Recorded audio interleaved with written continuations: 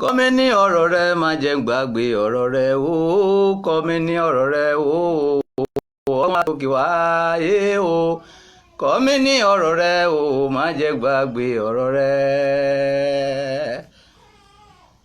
ẹ káàárọ̀ sà, ẹ káàárọ̀ mà. orúkọ tèmi ni Adélànà Adékúnlé Solomon aka ta ló fẹ́ kú bàbá àgbà before ṣùgbọ́n now King Solomon for all nations, as TB Joshua says. Lónìí ọ̀run rán mi sí ọba Ọọ̀ni of Ife and all obas of Yoruba land. God asked me to ask Ọọ̀ni of Ife that where is your certificate as a king of all Yoruba land? Certificate yín dà sà. dáyẹ̀ bínú ó tún di pé èèyàn máa lè bọ̀wọ̀ fún ọba ó gbọ́dọ̀ ní certificate lọ́wọ́. kí ni certificate ọba? kì í ṣe ìwé tó ń gbélé yọ́sà. ẹ gbọ́ nǹkan tó ń pè ní certificate ọba kí n sọ fún yín. ẹ̀yin tí ẹ wò mí nínú ilé mi ò kàwé. tún lè recognize ènìyàn gẹ́gẹ́ bí graduate ó gbọ́dọ̀ ní certificate lọ́wọ́. Am I right? Certificate yẹn kó tún gbà á ó máa ka ìwé orí ayé á ka ìwé orí apá á ṣe àìsùn lóríṣiríṣi tó pass examination. ìgbà yẹn ló máa ṣe kí ni ló máa wá gba ìwé ẹ̀rí wípé now you are a doctor, you are a qualified doctor, now you are a graduate. ẹ̀yin ọba ilẹ̀ Yorùbá ìwé ẹ̀rí yín dà. Olúwa ní kí n béèrè lọ́wọ́ yín pé láti ìgbà tí gbọ́mọgbọ́mọ ti ń gbé ènìyàn, tí àwọn Boko Haram ń pa ènìyàn, tí àwọn kidnapper ń gbé ènìyàn ní Ìgangan ní ilẹ̀ Yorùbá gbogbo, kí lè ṣe yín, kí lè ṣe sí certificate yín dà? kí ni certificate ọba ìlú? wọ́n ti ní ọba ìlú. ó ṣeéṣe kó má yé yín kí kọ́kọ́ divine ẹ̀ fún yín. The meaning of Ọọ̀ni of Ife ó túmọ̀ sí ọba tó máa gbogbo ilẹ̀ Yorùbá ní ẹ̀rín. ní ìgbàkigbà tí Yorùbá fẹ́ ní problem, ọba yìí ló máa dúró gẹ́gẹ́ bí aṣáájú láti wá solution sí nǹkan tó ṣe kí ni tó ṣẹlẹ̀. ìtumọ̀ ọba nìyẹn. Now what is your certificate? Certificate ọba Ọọ̀ni of Ife rèé. láti ìgbà tí ogun wọ́n lọ pààyàn lóko, wọ́n lọ ṣègbà, wọ́n lọ ṣàwọ, wọ́n kò bá tún ṣẹlẹ̀. kánípà ti gbéra Ọọ̀ni of Ife kó ti gbéra kó ti lọ bá President Buhari. ọ̀rọ̀ tó wà nílẹ̀ yìí kí la fẹ́ ṣe sí? àwọn ènìyàn mi ń kú, wọ́n ń pa àwọn ènìyàn mi bẹ́ẹ̀ ni tó pẹran. ṣé bí mo ṣe máa wòran lélẹ́yìí? Buhari mọ́ ọ lọ́wọ́ pé òkè ọ̀rọ̀ tó ń sọ kò wọ̀ mí létí. òun náà wá ń sọ fún Buhari pé mi ò lè jẹ́ kí ikú pa àwọn ènìyàn mi, mi ò lè máa wo àwọn ènìyàn mi kí wọ́n máa kú kínú mi máa dùn. wọ́n gbọ́dọ̀ wá àkọsí sí kí ọba yìí kó wá padà sínú ilé kó wá sọ fún àwọn ọmọ ilẹ̀ Yorùbá wípé òun ti gbìyànjú ìṣeun ojú ìṣeun kẹfà láti lọ bá nǹkan tó ṣẹlẹ̀ ní ìlú mi, inú mi ò dùn sí. ẹ̀yin ọ̀dọ́ wọn ní ọmọdé gbọ́ ìgbàgbọ́ la fi dálé Ifẹ̀. kí ni ká ṣe báyìí tí gbogbo rògbòdìyàn tó ṣẹlẹ̀ nílẹ̀ Yorùbá tó máa fi wá sílẹ̀? kí ló fà á? Ọọ̀ni of Ife rí wípé kì í ṣe Ifẹ̀ ló ti ń ṣẹlẹ̀. ó rí wípé ìlú míì náà ti ń pààyàn ló fà tó fi dáhùn sí. kì í sí ọba of Yorùbá, ọba Ilé Ifẹ̀ ni. I will not recognize you as ọba of Yorùbá. ní ìgbà tẹ́ bá wá ṣe ìdánwò yín rèé. ní ìgbà tẹ́ bá padà sílé, àwọn ọ̀dọ́ wọ́n wá ní kábíyèsí o, ààrẹ ní òun ò gbọ́rọ̀ sí lẹ́nu níbẹ̀ ni nǹkan báyìí kájọ ṣe.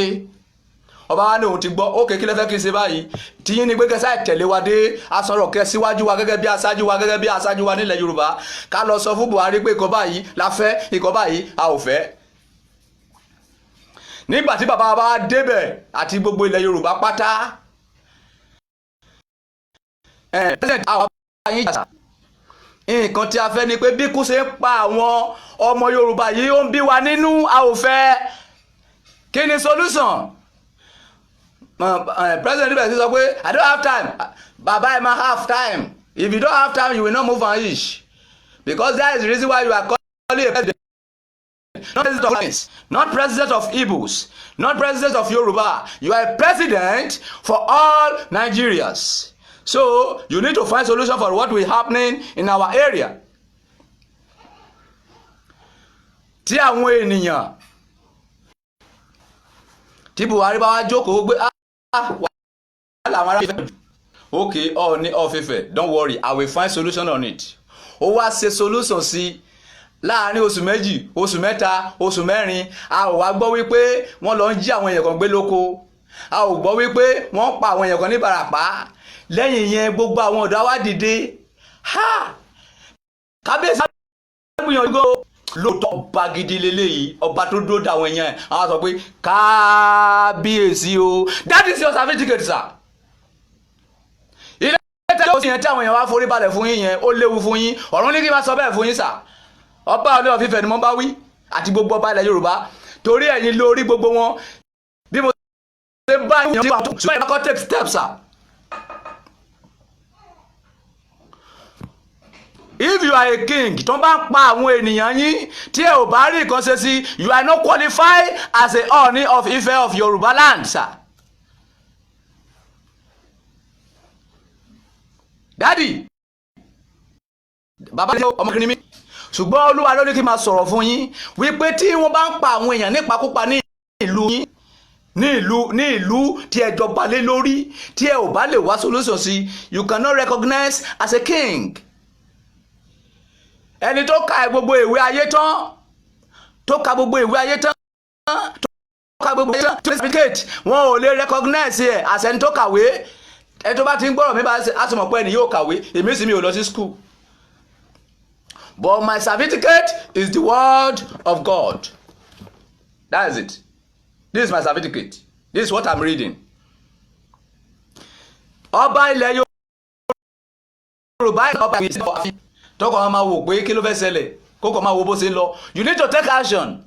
Ọ̀rọ̀ tó kan ọba Ọọ̀ni of Ifẹ̀ náà ló kan Gani Adams. Ipò tó wà yẹn ipò olórí olùdáàbòbò gbogbo ilẹ̀ Yorùbá ni. Ẹ ò gbọ́dọ̀ máa wòran, you don't have certificate. A ò rí certificate yín, you are just there.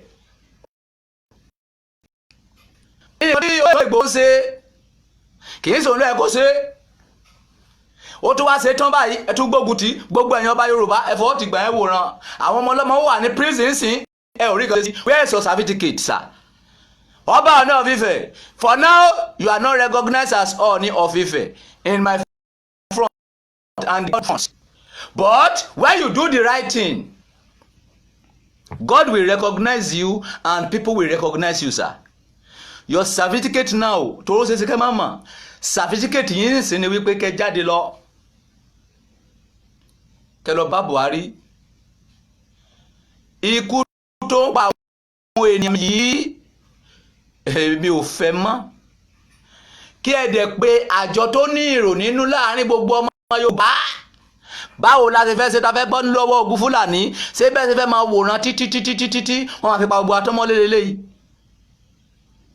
Kábíyèsí kò yẹ kó rí bẹ́ẹ̀. Iṣẹ́ tí ẹ ti ṣe dà nígbà tí ọmọ bá ṣe ìdánwò á gba ẹ̀sìn ìdánwò àwọn tíṣà wọ́n kọ síbẹ̀ wípé yes you pass. Ẹ ò ṣiṣẹ́ ẹ kàn wà lórí òye ni. Iṣẹ́ COVID-19 lẹ́sẹ̀ COVID-19 ò sí Nàìjíríà. Gbogbo COVID-19 tẹ́ pariwo ọgbọ́n jìbìtì ló wà níbẹ̀. Gbogbo tí wọ́n ṣe fún àwọn tí COVID-19 mú ẹ̀yìn tẹ́ bá fi bọ́ àwọn tálákà ó pè àwọn tí ebi ń pa kú nínú Nàìjíríà ó ju àwọn tí COVID-19 padà nù sà. Kábíyèsí ibi tẹ́ lọ náwó sí yẹn kọ́ lọ́lọ́run yín. Àwọn àtúnṣe tẹ́ lọ ń ṣe yẹn ẹ fi ń wájú eré ìjọba kì í ṣojú eré Ọlọ́run. Ó gbé Ifẹ̀ wọ́n gbé pọ̀pọ̀ sí kan wọ́n gbé pọ̀pọ̀ sílùú kejì wọ́n gbé pọ̀pọ̀ lọ sílẹ̀ that one is not meaning in the front of God. Àwọn ọmọ ìlú yín tó wà ní Ifẹ̀ èmi wà nínú wọn tí wọ́n jẹun sùn lánàá ẹ lọ fún wọn lówó. Àwọn ọmọ aláìní ẹ fowó. Gbogbo ọ̀nà kọ́nà tí Yorùbá tó ìgbà wà kéde certificate yín nìyẹn examination yín nìyẹn láì jẹ́ pé ṣe nǹkan tí mo ń sọ yìí ọ̀run sọ pé òun máa kọ̀ yín lọ́ba láìpẹ́. Olúwa ní kí n láyà Olúwa kì mí lá tí bá wà níwájú yín máa sọ sà tí bá wà níwájú yín face to face máa sọ nǹkan tí mo sọ tí bá ti sọ tán ẹ̀yin ìbọn kẹ́ pa mí. You can kill my flesh, you can kill my life. I will tell you the truth. Kábíyèsí Ọọ̀ni of Ifẹ̀ ẹ̀yin tẹ́ bá ti bá mi wo kí náà ẹ̀jẹ̀ bá mi máa ṣí àìkó lè dọ́dọ̀ wọn kì í ṣe secret ẹ̀jẹ̀ bá bá ṣí àì rí pé kí ni Nàìjíríà we need àtúnṣe yìí kẹ̀ oníkálukú ló máa ṣe àtúnṣe ìlú ẹ̀ kó tó dìpọ̀ máa kárí. Àwọn ọba ti ilẹ̀ Ìbò kó lọ ṣàtúnṣe tiwọn ọba Yorùbá kó lọ ṣàtúnṣe tiwọn tó bá ṣe àtúnṣe tiwọn ẹ̀ẹ́sẹ̀ wá kóra wa jọ pọ̀ sójú kan. So ọba Ọọ̀ni of Ifẹ̀ mi ò bá yín jà mi ò dẹ̀ sọ̀rọ̀ burúkú sí yín nǹkan tí mo try àti sọ fún yín ni wípé iṣẹ́ ipò tí ẹ wà yẹn ẹ ò sí sà.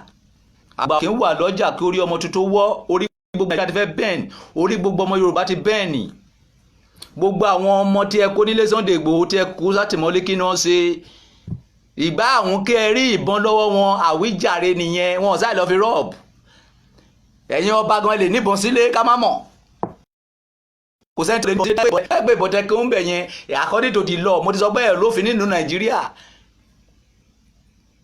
torí tí ìbọn tẹ́rí bẹ́ẹ̀ sí lágbára fi ń lé ẹ̀yin ìjọba wípé àti ká ìbọn mọ́ lọ́wọ́ àwọn ìbọn tí wọ́n kó fáwọn Fúlàní kọ́kọ́ wọn fi dẹran kí lẹ ṣe sí ẹ̀yin Yorùbá ẹ̀yin ọba Yorùbá ẹ ronú tí ẹ ò bá ronú Ọọ̀ni Ifẹ̀ ọ̀run tó máa kọ́ lọ́wọ́ láìpẹ́ ṣùgbọ́n tí ẹ bá gbé gbèsè lórí ọ̀rọ̀ tí mo ń sọ yìí tí ẹ bá pa Yorùbá lẹ́rìn ayọ̀ ní orí ipò tẹwàá yìí ọ̀run sọ fún mi pé ẹ máa tọ́ ẹ máa last ṣùgbọ́n tí ẹ bá kọ̀ tó bá jẹ́ wípé ìjọba lẹ lọ jà fún tí ẹ ò jà fún àwọn ènìyàn tí ẹ jọba lé lórí ọ̀run sọ fún mi wípé nǹkan tí ẹ ò expect máa ṣẹlẹ̀ sí yín láìpẹ́ yìí ọba Ọọ̀ni of Ifẹ̀ iṣẹ́ tí Olúwa ní kí jẹ́ fún yín nìyẹn mo ti jẹ ọrùn mi ti mọ́ lẹ́yìn tí ẹ bá ti gbọ́ nǹkan tí ẹ bá deserve ẹ wá sí bó bá jẹ́ wípé ẹgbà ní ọ̀rọ̀ mi deserve ẹ wá nà mí tó bá jẹ́ pé ìbọn ni ẹ̀yin tó bá jẹ́ wípé bọ́ǹbù ni ẹ̀yin tó bá jẹ́ pé kẹ́ pè mí pa ni ẹ̀ṣẹ̀ bó bá jẹ́ pé kẹ́ ṣe àdúrà ẹ̀ṣẹ̀ tó bá jẹ́ pé ṣe ṣùgbọ́n Bíbélì sọ wípé ìbáwí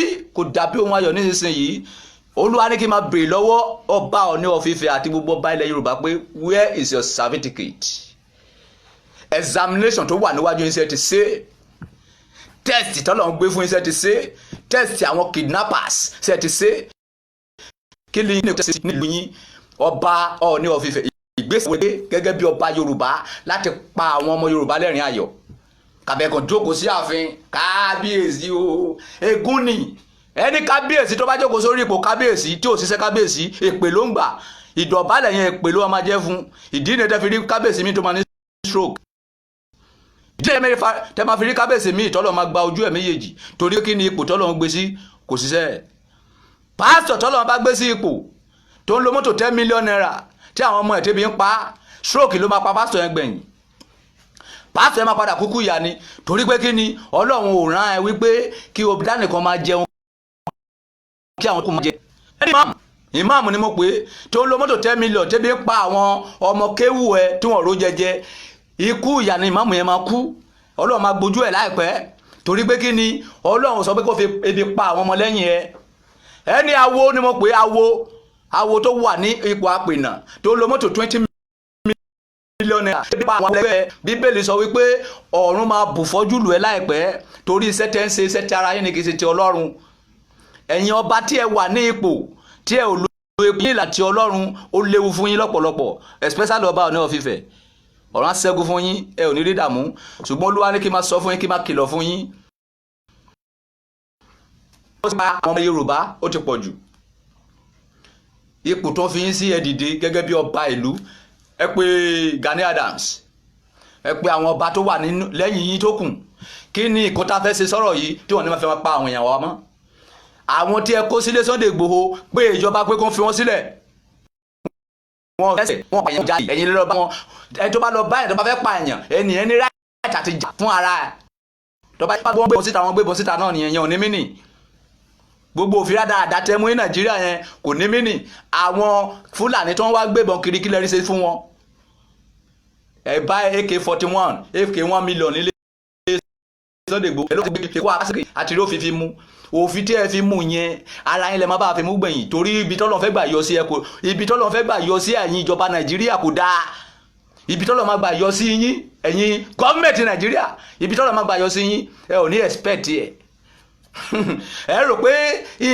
gbogbo tí wọ́n ti yẹn ẹ rò pé agbára ìbẹ̀rù oògùn kí oògùn Ọlọ́run wà lẹ́yìn ẹ̀ Ọlọ́run ló fẹ́ fi ọ̀rọ̀ Sunday Igboho tó fẹ́ fi dójú ti àwọn ọba ìlú wípé òun gbé yín sípò ẹ ò ṣiṣẹ́ yín gẹ́gẹ́ bí ọba ó yá ọmọ tí ò tiẹ̀ tó yín ọmọ tí ò tiẹ̀ expect máa lò fún yín sẹ́ náà ẹ rí bí Sunday Igboho bá lọ ṣe rally níbi kan ẹ rí bí àwọn èèyàn ṣe máa tòṣe lẹ́yìn àwọn èèyàn tó ń tòṣí tí wọ́n dìbò ní wọ́n sọ ní ọba Ọọ̀ni Ifẹ̀ ipò tí Ọlọ́run gbé Sunday Igboho sí nísìn ó ju tí ọba Ọọ̀ni of Ifẹ̀ lọ tí ẹ bá tí mọ̀kẹ́ lọ mọ́ ìdí nìyẹn tí gbogbo ẹ̀yin ọmọ Yorùbá tẹ́ fi ń gbógun tì gbogbo àwọn ọmọ tó wà ní àhámọ́ tí ẹ̀yin ìjọba kó nílé Sunday Igboho ẹ lọ tú wọn sílẹ̀ ẹ máa rí bínú Ọlọ́run tí ẹ bá tú wọn sílẹ̀ àwọn méjì táwọn ẹ̀bá ẹ tọpinpin ẹ̀yin ọba tí ẹ wà ní Nàìjíríà kí ló fà tẹ́ fi pa wọ́n ṣé wọ́n dẹ́ṣẹ̀ ní ṣé wọ́n jalè ni ṣèbí kó tó dìbò máa pààyàn Alukoran bí Alukoran mi fún mi Alukoran àtiwé mi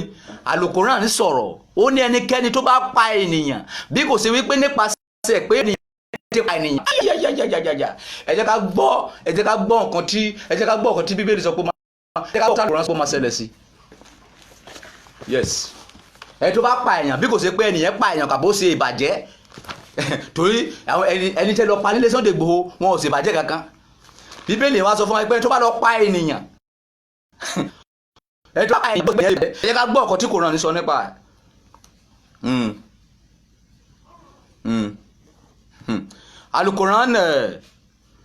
Alukoran chapter 5 Alukoran chapter 5 ẹ lọ sí ẹ̀yin ìjọba wa ẹ jẹ burúkú ìyà pẹ̀lú àwọn ọmọ méjì tẹ́ lọ pa nílé Sunday Igboho ẹ má jẹ ìyà ọ̀rọ̀ Olúwa ní kí n máa sọ fún yín pé ẹ má jẹ ìyà yes Alukoran ẹ̀yin tẹ́ wò mí náà ẹ lọ sí òkèdè máa ṣí àìkí Ọọ̀ni of Ifẹ̀ kó lè gbọ́ nǹkan tí mo sọ Alukoran chapter 5 verse 32 to 33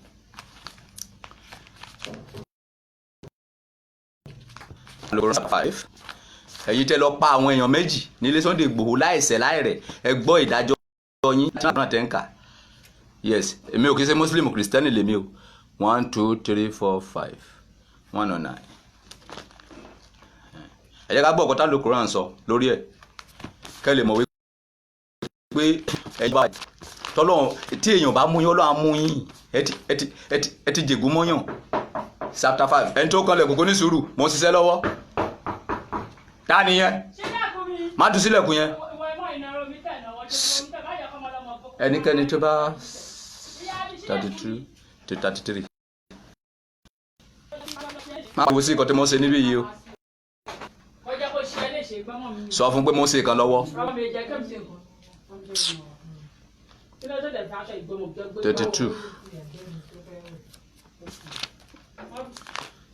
32 Alukoran chapter 5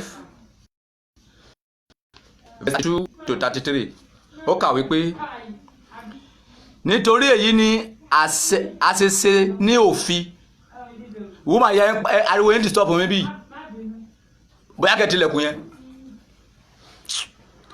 32 nítorí èyí ni àṣẹṣe ní òfin fún àwọn Ísírẹ́lì pé dájú ẹnikẹ́ni tó bá pa ẹnìkan láì jẹ́ pé nítorí pípa ẹnìkan tàbí ṣíṣe ìbàjẹ́ kan lórí ilẹ̀ ṣé ń gbádùn mi nítorí náà ó dá gẹ́gẹ́ ìbàjẹ́ kan lórí ilẹ̀ nítorí náà ó dá gẹ́gẹ́ ẹni tí ó pa gbogbo ènìyàn pátápátá ẹni tó bá pa igi orí ẹnìkan láì jẹ́ pé ènìyàn pa ènìyàn láì jẹ́ pé ènìyàn ṣe ìbàjẹ́ irú ẹni bẹ́ẹ̀ Alukoran sọ wípé gbogbo àgbáyé ló pa torí ẹ̀yin ìjọba ẹ̀kan lọ mọ́sìkì ní ẹ̀mọ́ ọkọ̀ tó wà nínú Quran àtẹni tó gba ẹ̀mí kan là ó dàbí ẹni tó gba ẹ̀mí gbogbo ènìyàn là pátápátá. Àti pé dájúdájú àwọn òjíṣẹ́ wa ti dá wa, àwọn òjíṣẹ́ wa ti ń dé wá bá wọn pẹ̀lú àlàyé. Lẹ́yìn èyí ọ̀pọ̀lọpọ̀ wọn ló kọjá ẹnu àlà ní orí ilẹ̀. Àlùkùránì ló sọ bẹ́ẹ̀. Ẹ wá gbọ́ ẹ̀san wọn 33. Dájúdájú ẹ̀san àwọn ẹni tí ń ja Ọlọ́run lógun àti òjíṣẹ́ rẹ̀. Ẹ̀san, dájúdájú ẹ̀san àwọn ẹni tí ń ja Ọlọ́run lógun. Ẹ̀yin ìjọba ẹ ti wọ ga o. Àbẹ̀rọ̀bàdà ìjọba gbé Yorùbá máa sí àrọ̀ mi kí ìjọba lè gbọ́. Tí wọ́n bá lè ka ní Yorùbá kọ́ lọ ka ní English, tí wọ́n bá lè ka ní English kọ́ lọ ka ní kéwú. Máa sí àǹkan tí mo ń sọ yìí kí Ọọ̀ni of Ifẹ̀ gbọ́ mi, kí àwọn ìjọba Nàìjíríà kó gbọ́ ọ̀kan tí mo ń sọ kó lè wá mú mi. Ìbẹ̀jú lẹ́kí lèmi ń gbé. Dájúdájú ẹ̀san àwọn ẹni tí ń ja Ọlọ́run lógun àti òjíṣẹ́ rẹ̀ wọ́n ti ṣe ìbẹ̀rẹ̀ orílẹ̀ ni pé kí a pa wọ́n tàbí kí a fi wọ́n ṣe àlórè tàbí kí a gé wọn ní ọwọ́ àti ẹsẹ̀ ní ìpàsípààrọ̀ tàbí kí a lé wọn kúrò ní ìlú. Èyí ni ìtìjú fún wọn ní ayé níbi àti pé ìyà tí ó tóbi síbẹ̀ wọn ní ọ̀run. Ẹ̀yin ìjọba ìyà tó tóbi fún yín bẹ ní ọ̀run pẹ̀lú àwọn méjì tẹ́ lọ pa nílé Ìgbòho. Ẹ jẹ burúkú ìyà ilé tó pọ̀ jù nínú ẹ̀yin ìjọba yìí. Ẹ̀yin ìjọba tẹ́ lọ ṣiṣẹ́ yẹn, ilé tó bá máa kú nínú yín mọ́tò ló máa pa. Èmi wà nínú yín tó jẹ́ pé tó bá máa kú Ọlọ́run máa gba ojú ẹ̀ méjì. Èmi wà nínú yín tó jẹ́ pé tó bá máa kú stroke ni, torí pé Àlùkùránì àti gbogbo yín kà because ilé tó pọ̀ jù nínú yín mùsùlùmí ni yín. Ilé tó bá dẹ̀ jẹ́ kìrìsìtẹ́nì nínú yín, ìdájọ́ yín náà wà ní Bíbélì. Ẹni tó bá pa ènìyàn, Bíbélì sọ pé ẹni tó bá pa ni nípasẹ̀ ìbọn la máa fi pa. Ẹni tó bá pa nípasẹ̀ idà la máa fi pa. Gbogbo àwọn tẹ́ lọ pa ní ìgbò wọn sì kàn rí lówó ẹ ti wọ ní ipò ẹ wá ń gún àwọn ènìyàn gàràgàrà. Ọlọ́run á gún gàgà.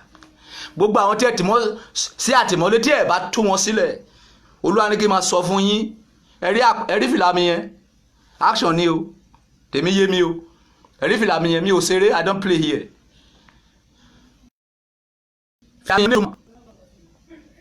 Tó bá ti yé yín fìlà yìí ó lè túmọ̀ bí mo ṣe dé yẹn. Tí ẹ ò bá lọ fi àwọn tó wà ní àhámọ́ yín sílẹ̀ lọ́fẹ̀ẹ́ wípé kó máa lọ kẹ́ẹ̀dẹ̀ tọrọ àforíjì tó ní agbára lọ́wọ́ àwọn òkú ọ̀run tẹ́ pa. Ẹ̀yin ìjọba wa ẹ jẹ burúkú ìyà. Ọlọ́run á deliver Nàìjíríà. Gbogbo ẹ̀yin tó wà ní ọ̀sẹ̀ ẹ̀jìyà ó yẹ pé ọjọ́ kan ní gbogbo yín máa wọ aeroplane tí aeroplane máa já tẹ́ máa kú dànù. Torí pé kí ni ẹni tó bá pa ni nípasẹ̀ idà. Àlùkùránì sọ pé ẹni tó bá pa ènìyàn bí kò sí wípé ẹnìyẹn pa ènìyàn, bí kò sí pé ẹnìyẹn ṣe ìbàjẹ́, wípé ẹnìyẹn dàbí pé ó pa gbogbo àgbáyé. Ẹ gbọ́ ọ̀rọ̀ Ọlọ́run ṣùgbọ́n ẹ ọ̀rá yìí ó du ifá mọ́ nǹkan tó wà lọ́pọ̀lọ́ yín lẹ́sẹ̀. Bíbélì kẹ́ sọ wípé ọgbọ́n ènìyàn ó ní wèrè ní lọ́dọ̀ Ọlọ́run. Gbogbo ọgbọ́n tí ẹ gbọ́n yẹn tí ẹ fi ṣe ìjọba more than 60 years tí ẹ rí ìjọba ṣe, Bíbélì pè ní wèrè. Ká ní pé gbogbo ẹ̀yin ìjọba tẹ́ ti tẹ̀lé Ọlọ́run, tí ẹ̀yin tẹ́ ń lọ sí mùsùlùmí tẹ́ tẹ̀lé Kùránì, tẹ́ tẹ̀lé tẹ̀lé Báíbù, tí ẹ̀yin tẹ́ ń lọ sílé awo tẹ́ tẹ̀lé odù ifá nǹkan tó wà níbẹ̀, ẹ ò ní máa ṣe wọ́nranwọ̀nran tẹ́ ń ṣe yìí. Ṣùgbọ́n ọ̀rọ̀ Ọlọ́run ti dágbére fún gbogbo yín. Ìwà ẹnu yín lẹ́ ń hù. Ìdí nìyẹn tẹ́ fi rí aláìsàn tó pọ̀ ní Aso Rock. Ẹ rí bọ́n bá ṣe mítìnì gbogbo wọn máa sùn bí olórí burúkú síbẹ̀ ni. Kí ló fà á? Ti jèjì. They know that all the people wey dey for Aso Rock, èlé tó pọ̀ jù nínú wọn, all the many people out of them that is doing stupid something that is bad, they are all sickler. They are sickness man. I don't go to school. But whether if you like, you can understand my English. If you don't like, don't understand. I don't want to know anything about school. What I want to know is Bible and Quran, and that's what I base on. I don't go to primary 1. But what I'm telling you now is God has sent me to tell Ooni of Ife, where is your certificate as a king? What is your examination? Where is examination that have you done as a king of Yoruba land that make Yoruba happy? See you day for that true. Ọmọ kíláàsì tó wọ JSS3 tí ó ṣe exam tí ó ṣe test kí ló ń ṣe ń bẹ̀ padà ṣe wà lọ sí school àmọ́ pé ó lọ sí school. Ọba tó jẹ tí ó jà fún ìlú tí ìlú òrojú tí ò ráyè ẹ lé ọba yẹn kó lóróyè kò wúlò kò ní mínì kò sí nǹkan tó ṣe ń bẹ̀ kí lè ẹ̀mẹ̀túmọ̀ ọba ni ọba tó bá lówó ṣùgbọ́n ọba eléyìí iyàrá ẹ̀ nìkan ló bá lé kò bá lé gbogbo ilẹ̀ Yorùbá. Tó bá balẹ̀ gbogbo ilẹ̀ Yorùbá ó yẹ kó mọ ọkọ̀ tó ṣe, ó yẹ kẹ́ mọ ọkọ̀ tẹ́ máa ṣe sí ọ̀rọ̀ tó wà nílẹ̀ yìí. Kò dẹ̀ sí ìgbésẹ̀ tẹ́ fẹ́ gbé jù pé kí ẹ pé Gani Adams, kí ẹ pé gbogbo àwọn ọba tó kù nǹkan tẹ̀lé yín ó yá rock. Nǹkan báyìí làwọn èèyàn mi fẹ́. Ìpakúpa tẹ́ ń pa àwọn ọmọ Yorùbá ó ti pọ̀ jù. Kí là tún ṣe? Àwọn gọ́vnà yẹn náà ọ̀rọ̀ wọn ò tiẹ̀ nú sọ, mi ò tẹ̀ dáhùn sọ̀rọ̀ àwọn yẹn torí pé kí ni ẹ̀yin lẹ fi wọ́n síbẹ̀. Ọmọ yín ni ọmọ ọdún mẹ́rin ní ilé tó wà lọ́yọ̀ yìí Ṣèyí Mákindé, ṣèbí ẹ̀yin lẹ fi wọ́n síbẹ̀, ṣèbí ẹ̀yin náà wá bá Ìbàdàn fẹ́ goróyè. Nǹkan tó bá wọn á fojú yín kan máa bo, wọ́n ì máa gbé ọba míì nínú ilé kó ń bẹ̀rẹ̀ sí nà àwọn gọ́vnà yẹn. Nǹkan tó máa ṣe fún yín, nǹkan tó máa fojú yín rí, ẹ máa rò pé bí ayé ṣe yín ní ẹ̀yin ọba wọ̀nyí. Nǹkan tó lọ́wọ́ ní kí n máa sọ fún yín ẹ̀pá ọ̀dọ̀ fífẹ̀ tí ẹ bá fẹ́ rí ìbínú Ọlọ́run kú sí wòlíì ní ìyàwó yín, ó dẹ̀ máa gbọ́ ọkọ̀ tẹ́ mọ́ sọ. Tó bá yẹ pé mo purọ́ kó fẹ̀mí wádìí. As a king, you cannot just sit down and see your people die and you do like this. You are not a king. You don't have certificate. But any moment from now, if you take step, you will have a long life and prosperity. And God will crown you more, and God will give you certificate. Not the stupid certificate waiting for your palace. That one is not certificate. Your work, your examination, how you pass in your examination. Gbogbo ẹ̀sìn tọ́lọ́run fún yín, ọba ọ̀nà òfìfẹ́ ẹ̀sìn kankan bẹ́ẹ̀. Ọba corona nìyí, kọ́ ká máa pín pọ́ǹpù corona kiri. Àwọn ebi pa àwọn ènìyàn ẹ̀ fún wọn lówó ẹ̀ pín pọ́ǹpù kiri. What concern God about that? Ọba corona ò lè jẹ́. Òun ni mo ti sọ fún yín yẹn. Tẹ́ bá mọ̀ pé ẹ fẹ́ jẹ ọba Yorùbá, pé lóòótọ́ ọba Yorùbá ni yín, tí ó fẹ́ kọ́ lọ́run dùn sí yín. Kó pa Yorùbá sí ẹ lọ bá wọn síbẹ̀. Ìyà tó jẹ àwọn Yorùbá ẹ̀ sìn, ẹ lọ wá solution sí. Tẹ́ bá wá solution sí, Olúwa ní kí n sọ fún yín pé ó léwu fún yín púpọ̀. Ọba Ọọ̀ni of Ifẹ̀ àti gbogbo ọba ilẹ̀ Yorùbá, Ọlọ́run ṣẹ́gun fún yín o. Tẹ́ bá ti wá solution sọ̀rọ̀ tó wà nílẹ̀, àwọn ìjọba ọ̀lẹ́nu. Kò bẹ́ẹ̀. Orúkọ tèmi lẹ́ẹ̀kan sí tó ṣe é ṣe kẹfẹ́ fọlọ́pàá mú mi pẹ̀lú ọ̀rọ̀ tí mo sọ yìí. Tí ẹ bá gbé mi déwájú Ọọ̀ni màá tún sọ ọ̀kọ́ tí mo sọ yìí o. Tí mo déwájú President Buhari màá sọ ọ̀kọ́ tí mo sọ yìí o. Tí gbogbo sójà Nàìjíríà tó ń gbé ìbọn tó ń dúró báyìí, I will say what I want to say before you kill me. Bíbélì sọ pé má ṣe bẹ̀rẹ̀ tó lè para tí ò lè pa ẹ̀mí. You can kill flesh, you cannot kill my life. My life is belong to God. When you kill this one will go to God. He will use the life to build another person. Then I will come back in another form. Màá fi mọ́ yín fọ́n fèrè. Ṣùgbọ́n tí ẹ bá gbọ́ ọ̀kan tí mo bá yín sọ, tí ẹ bá ṣiṣẹ́ lé lórí, ayé máa yẹ yín àti ẹ̀yin àtijọba yín. Ṣùgbọ́n tí ẹ bá gbọ́ ọ̀kan sí lé lórí, ọ̀nà ẹ jẹ ìyà látayé lọ dé ọ̀run, ẹ yẹ̀yẹ́ ọ̀run á fi yín sí ẹ̀sín. So bó ṣe rí ni ó ṣe kẹfẹ́ mú mi orúkọ mi rèé. My name is Adelana Adekunle Solomon, aka ta ló fẹ́ kú bàbá àgbà 1 before. Ṣùgbọ́n mo fi oṣù lójú àlá lẹ́yìn tó kú yìí, ó ní kí n má jẹ́ ta ló fẹ́ kú bàbá àgbà mọ́. Ó ní orúkọ yẹn máa ń bà àwọn èèyàn lẹ́rù láti súnmọ́ mi.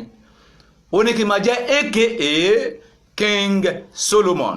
So my name now is Adelana Adekunle Solomon, aka ta ló fẹ́ kú bàbá àgbà before. So now King Solomon for all nations, as TB Joshua says.